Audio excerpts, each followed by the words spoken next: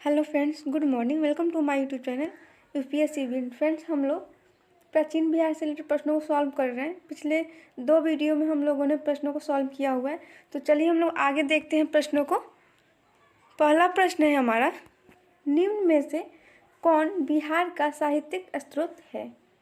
निम्न में से कौन बिहार का साहित्यिक स्रोत है? तो चलिए हम लोग ऑप्शन देखते हैं।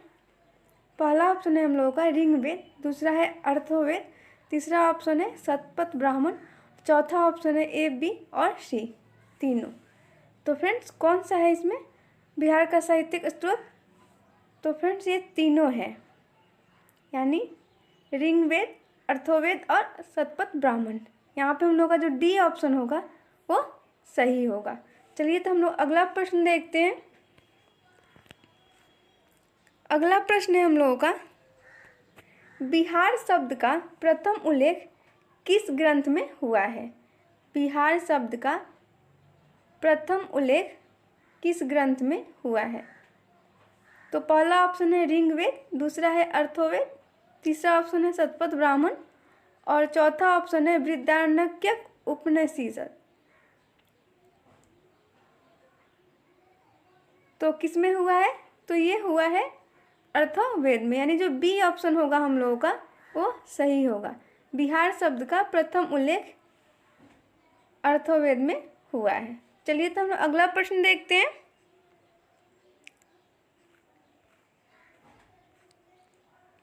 अगला प्रश्न है हम लोगों का, मगध का सर्वप्रथम उल्लेख किस ग्रंथ में मिलता है? मगध का सर्वप्रथम उल्लेख किस ग्रंथ में मिलता है? तो किस में मिलता है? तो पहला ऑप्शन है ऋग्वेद, दूसरा है अर्थवेद, तीसरा ऑप्शन है सामवेद और चौथा ऑप्शन है शतपथ ब्राह्मण। तो फ्रेंड, मगध का सर्वप्रथम उल्लेख ऋग्वेद में मिलता है, यानी जो ए ऑप्शन होगा हम लोगों का वो सही होगा। चलिए तो हम लोग अगला प्रश्न देखते हैं।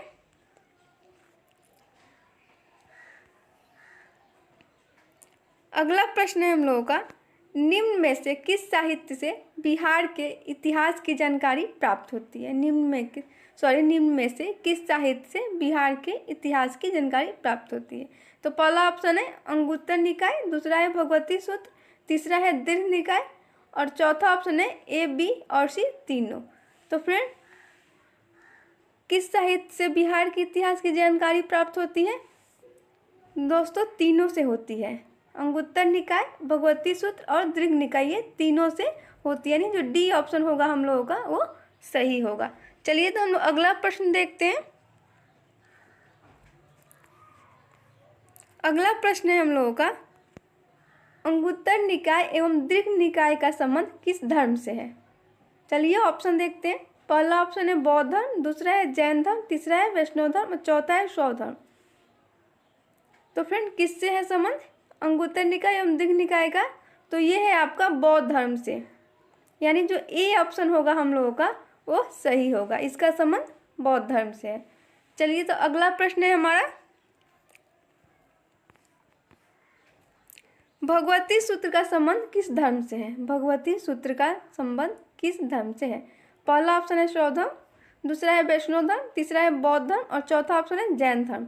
तो फ्रेंड्स, एक किससे संबंधित है भगवती सूत्र? तो ये जैन धर्म से संबंधित है, यानी जो डी ऑप्शन होगा हम लोगों का वो सही होगा। भगवती सूत्र का संबंध जैन धर्म से है। चलिए तो हम लोग अगला प्रश्न देखते हैं।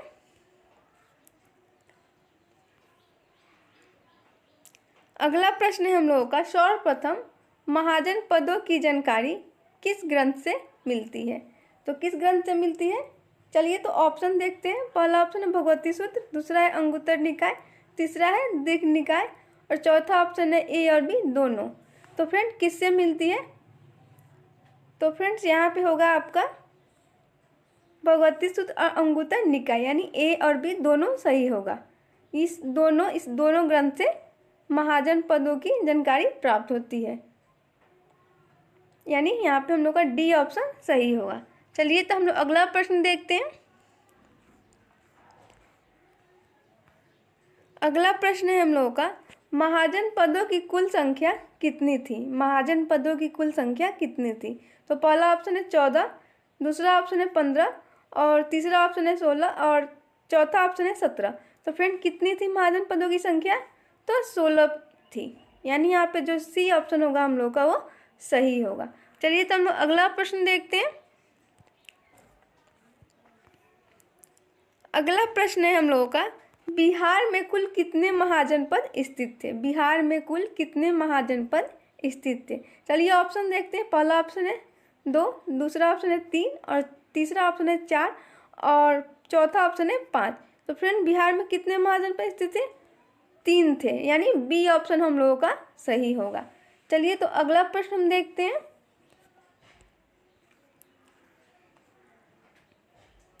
अगला प्रश्न है हम लोगों का, निम्न में से कौन बिहार स्थित महाजनपद नहीं है? चलिए तो ऑप्शन देखते हैं। अंग, दूसरा ऑप्शन है मगध, तीसरा ऑप्शन है वज्जी और चौथा ऑप्शन है वत्स। तो फ्रेंड कौन नहीं है? तो यहाँ पे आपका जो वत्स होगा यानी डी ऑप्शन हम लोगों का सही होगा। ये वत्स जो है बिहार स्थित महाजनपद नहीं है। चलिए तो अगला प्रश्न हम देखते हैं। अगला प्रश्न है हम लोगों का, तबकाते नासिरी के लेखक कौन है? तबकाते नासिरी के लेखक कौन है? पहला ऑप्शन है मिनहाज उस सिराज, दूसरा है दाऊद खां, तीसरा है अब्बास खां सरवानी और चौथा ऑप्शन है इनमें से कोई नहीं। तो फ्रेंड्स कौन है तबकाते नासिरी के लेखक? तो मिनहाज उस सिराज है, यानी ए ऑप्शन हम लोगों का सही होगा। चलिए तो हम लोग अगला प्रश्न देखते हैं। पहला ऑप्शन है हम लोगों का, निम्न में कौन सी पुस्तक अब्बास खां सरवानी द्वारा लिखित है? तो पहला ऑप्शन है तारीख ए दाऊदी, दूसरा है पातशाह नामा और तीसरा ऑप्शन है हम लोगों का तारीख ए शेरशाही और चौथा ऑप्शन है तारीख ए फिरोज शाही। तो फ्रेंड्स कौन पुस्तक अब्बास खां सरवानी द्वारा लिखित है? तो फ्रेंड तारीख ए शेरशाही, यानी सी ऑप्शन जो है हम लोग का वो सही होगा। चलिए अगला प्रश्न हम देखते हैं।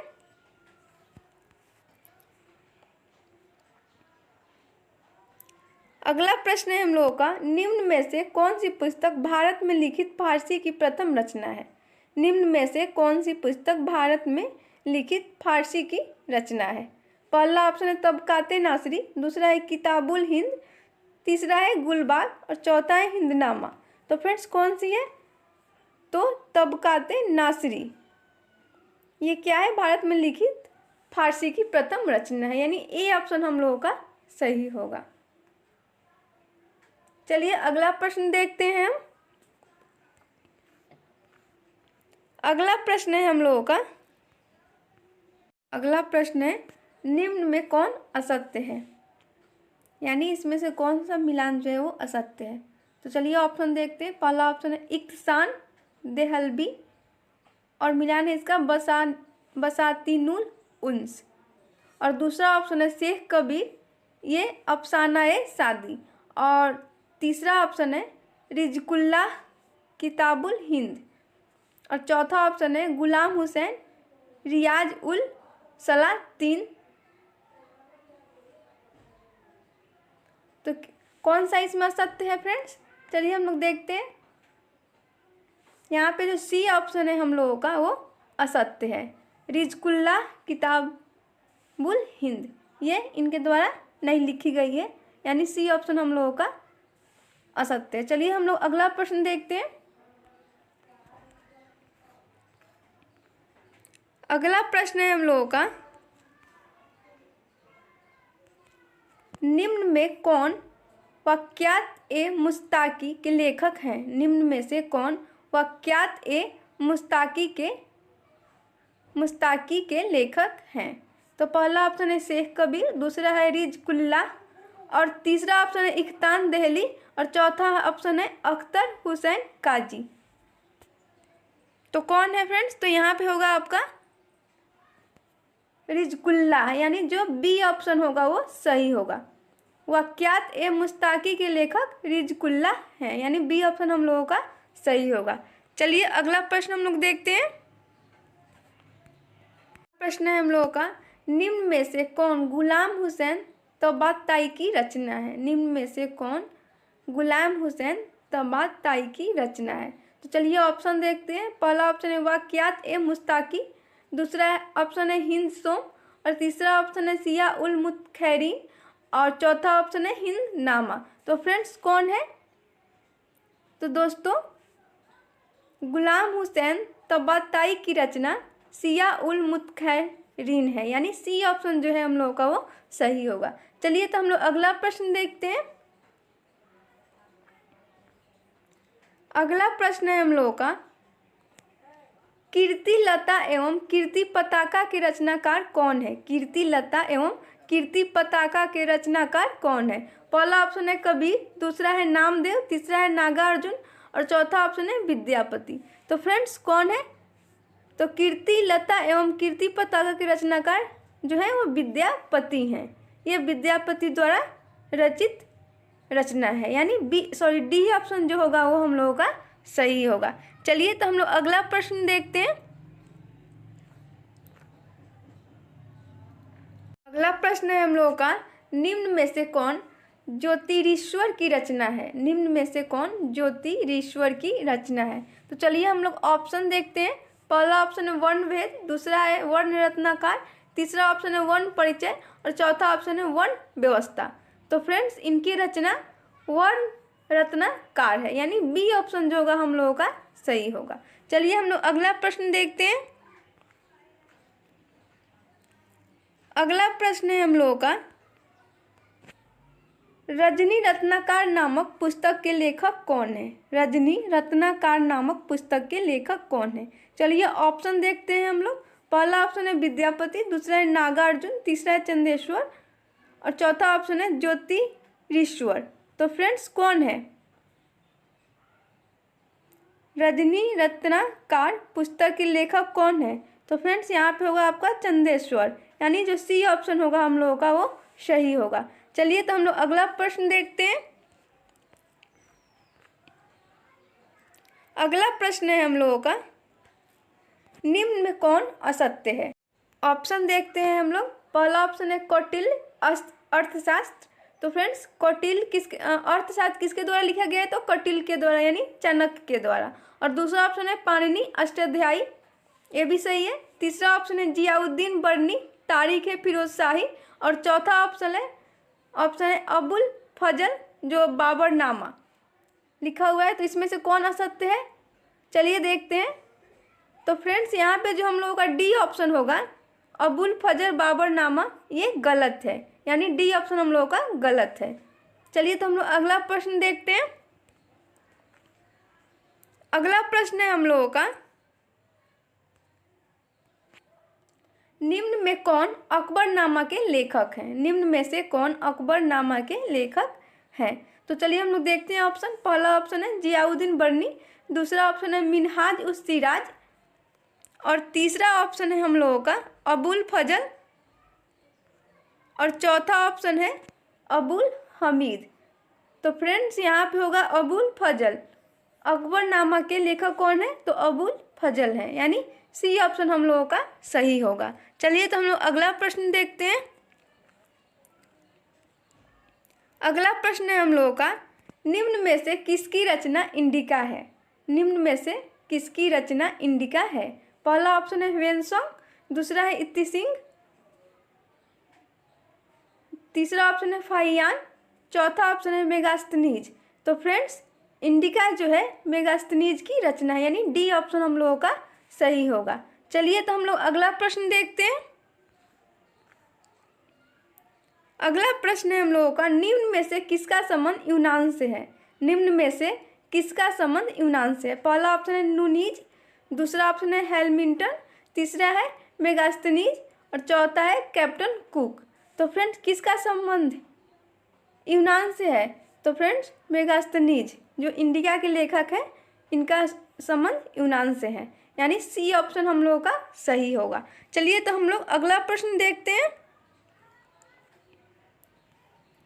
अगला प्रश्न है हम लोगों का, निम्न में से किसका यात्रा वृत्तांत बिहार के लिए साहित्यिक स्रोत माना जाता है? तो चलिए ऑप्शन देखते हैं। ह्वेनसांग, दूसरा है फाहियान, तीसरा है सिंह, और चौथा ऑप्शन है ए, बी और सी तीनों। तो फ्रेंड किसका माना जाता है?